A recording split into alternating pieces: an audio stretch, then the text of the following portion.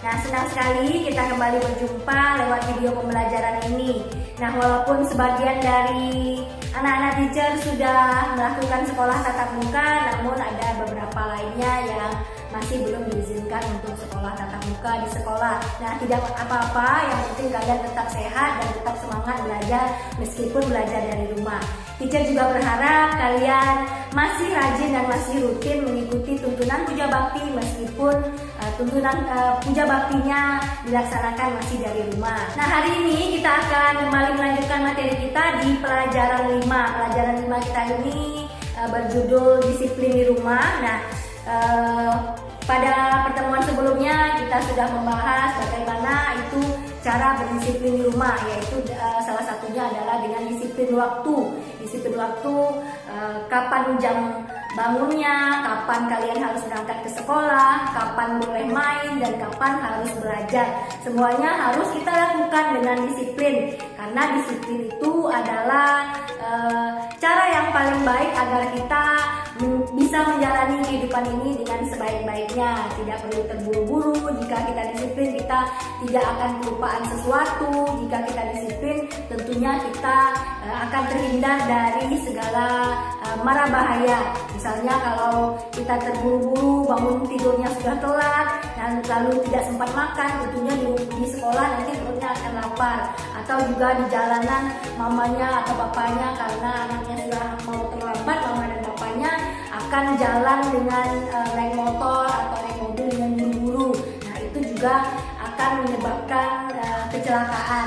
Nah, untuk itulah kita perlu belajar disiplin dari sejak usia dini, dari sejak kalian TK, SD, dan juga selanjutnya. Mudah-mudahan kalian selalu menjadi anak yang berdisiplin. Nah, hari ini kita juga masih membahas tentang disiplin, yaitu disiplin menjaga lingkungan rumah. Nah, ini adalah pelajaran 5, bagian yang kedua, disiplin menjaga lingkungan rumah. Nah, rumah yang bersih dan rapi itu akan membuat kita menjadi lebih senang berada di rumah daripada rumahnya kotor, ya berantakan. Tentunya itu membuat kita tidak nyaman berada di rumah. Untuk itulah kita perlu menjaga kebersihan rumah.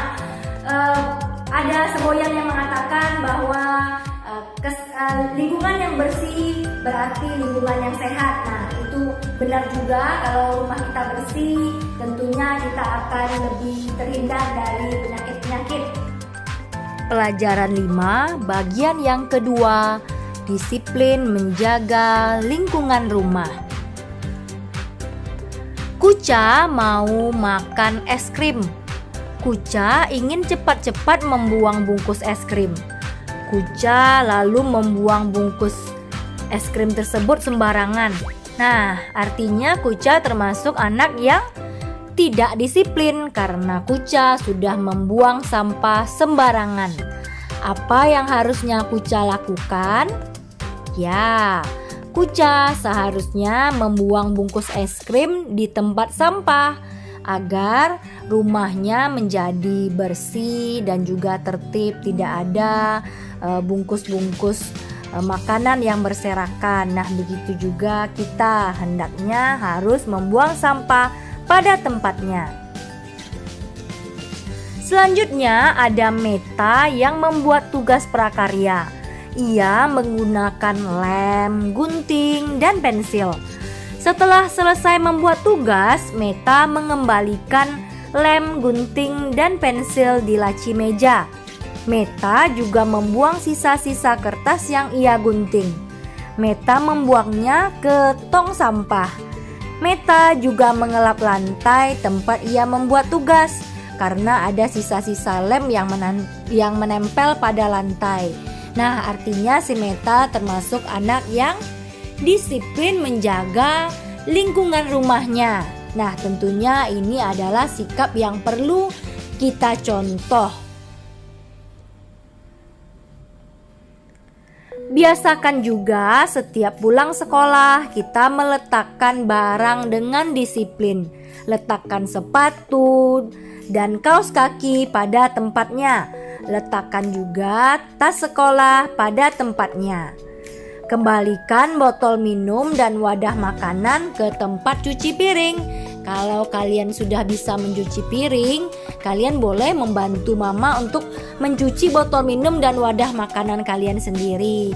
Kalau belum bisa, minta tolong mamanya ajarkan, Ma, bagaimana caranya mencuci botol minum dan juga kotak makanan ini. Sehingga kalau mamanya sudah ajarkan, kita bisa membantu mama untuk membersihkan atau mencuci tempat makanan kita sendiri.